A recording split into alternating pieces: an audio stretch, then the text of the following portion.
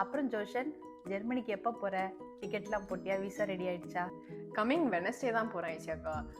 Ticket போட்டாச்சு, ஆனால் visa தான் ஒன்றும் வரல எனக்கு. அப்படியா? இன்னும் 3-4 டேஸ் தான் இருக்கு, விசா வரலங்கிற? எப்படி கேஷுவலா இருக்கிற? எதுக்குக்கா வரி பண்ணிக்கணும்? இல்லை, எனக்கு புரியல. ஆமாம், நான் ஏசப்பா கிட்ட சொல்லிட்டேன், நான் ஏன் வரி பண்ணிக்கணும்? நீ ஏன் வரி பண்ண போற? நாங்களே வரி பண்ணணும். விசா கிடைக்கலன்னா போட்ட டிக்கெட் காசுலாம் வேஸ்ட். எனக்கு விசா கிடைச்சிரும். அக்கா, இவன் ஏன் கவலைப்பட்டான்னு எனக்கு தெரியல. ஆமா ஜட்சா, அவ தான் ஏசப்பா கிட்ட ப்ரேயர் பண்ணிட்டேன்னு சொல்றா. அவ விசுவாசிக்கிற மாதிரி அவளுக்கு விசா கிடைச்சிரும். ஜோஷன் மனுஷங்க யாருக்கிட்டையாவது ஹெல்ப் கேட்டிருந்தா அவளுக்கு சொல்யூஷன் கிடைச்சிருக்குமான்னு தெரியல. ஆனா அவ ஏசப்பா கிட்ட ஹெல்ப் கேட்டிருக்கா. கண்டிப்பா அவளுக்கு சொல்யூஷன் கிடைக்கும்.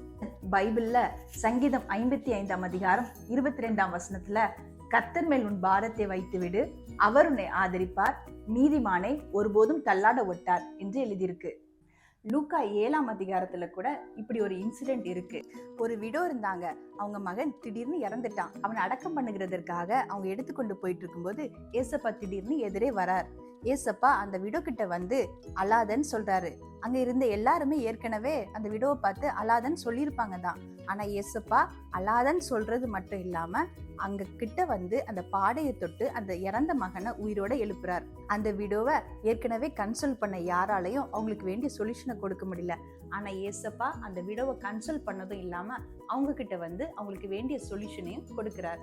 அது போல ஏசப்பா கிட்ட நம்ம எந்த ப்ராப்ளத்தையும் சொல்லும்போது அதுக்கான சொல்யூஷனை நிச்சயமா ஏசப்பா தருவாங்க. அதைத்தான் ஜோஷனும் நம்புறா, ஓரி பண்ணிக்காம இருக்கிறா. நீயும் ஃப்ரீயா விடு, காதுலவன் கேட்க கடவன்.